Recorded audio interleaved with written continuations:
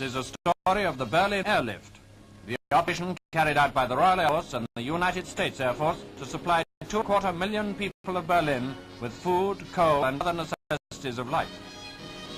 In June 1948, all road and rail communications between the Allied zones and the western sectors of Berlin were closed by the Russians. By the 28th June, the only way into Berlin was by air, and the first RAF aircraft started this colossal undertaking. According to many predictions, an impossible one maintained for any length of time, especially during winter. Aircraft began their ceaseless drone into blockaded Berlin, using all available airfields in the western zone. In the first 3 days, 500 landings were achieved. With the aid of the United States Air Force, the number of flights rose by October to 600 per day. Sunderland flying boats and Coastal Command were ordered in to supplement the land-based planes. These took off from the Elbe, Hamburg, and came down on one of Berlin's lakes. Food, still more food, and raw materials had to be poured across the aerial bridge into the blockaded city.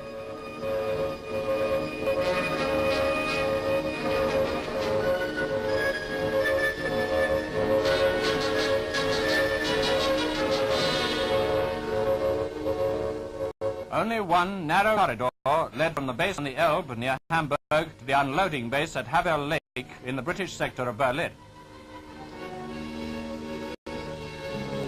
Within 4 days of the decision to use them, the first giant boats, each carrying 5 tons of vital material, were on air transport service. You're clear to take off, over.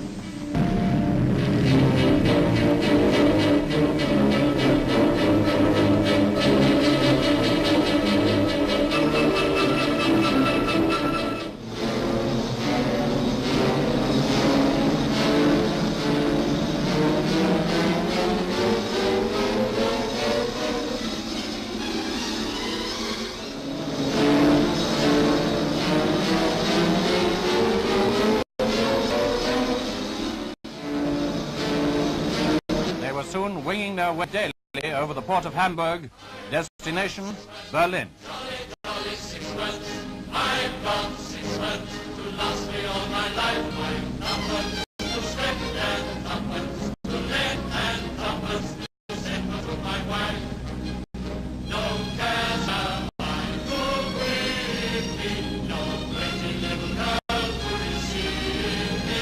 I'm happy as a king. Past the Olympic Stadium, and presently are the only power station left working in the western sector.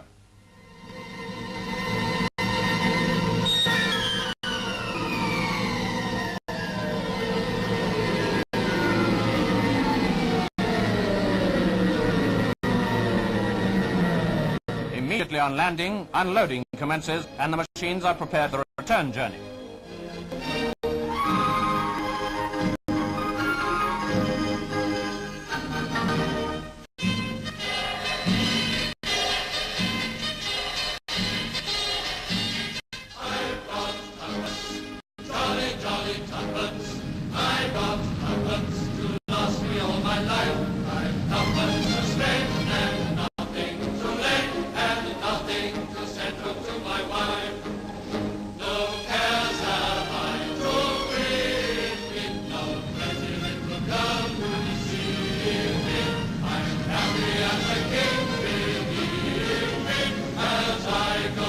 On the return trip, exportable freight was carried and the opportunity taken to remove some of Berlin's sick children for convalescence.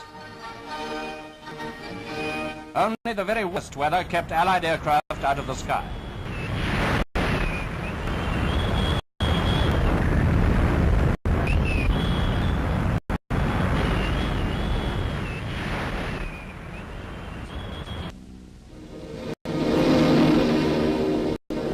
Even through storms and mists, hazardous chain of supply went on.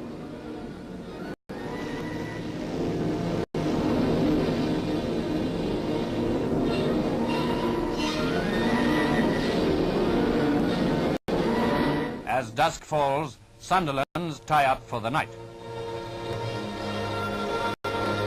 Although doing valuable service, Sunderland's part was small compared to the land-based plane.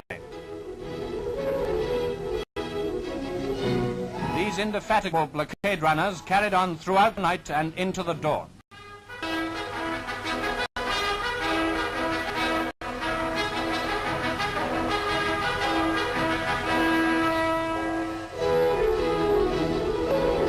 Night and day, week after week, it was a case of more planes, more food, more raw materials, shipped with pause from 8 different airfields in the western zone.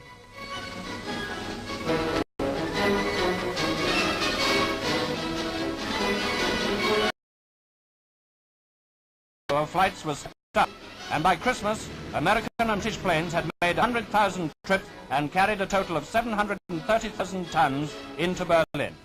Even cars were transported, but coal, equally as vital to Berlin as bread, was the greatest load of all. Over 1 million tons have now been flown in. Hundreds of planes of all types and sizes, military and civil, were pressed into service. The RAF York, load 9 tons. The Halifax, over 6 tons. The Viking, over 3 tons.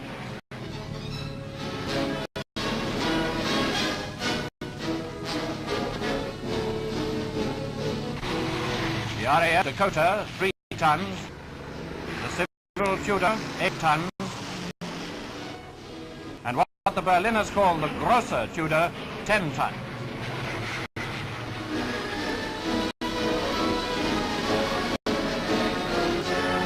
An additional boost to the airlift, the RAF introduced its Hastings, each carrying over 9 tons. At the 3 airports in Berlin, Gatow, Tempelhof and Tegel, aircraft were landing or taking off every 90 seconds. Many notabilities visited Berlin to see the workings of this magnificent achievement and to praise the great work of the British and American ground and air personnel. Chief of the Air Staff, Lord Tedder, and the Foreign Secretary, Mr. Bevin, whose diplomacy was much aided by the success of the airlift. He added his tribute when he visited Berlin on the eve of the lifting of the blockade in May 1949.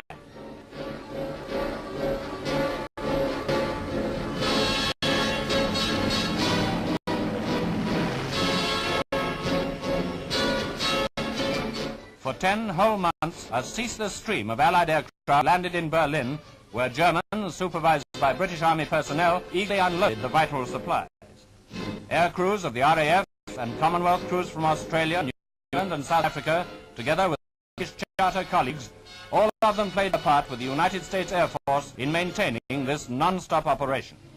A combined operation which on one day landed in Berlin a record load of nearly 13,000 tons. That is equivalent to the normal tonnage moved daily by surface transport before the blockade. Newsprint for Berlin's democratic press comes in. Mail for the outside world goes out.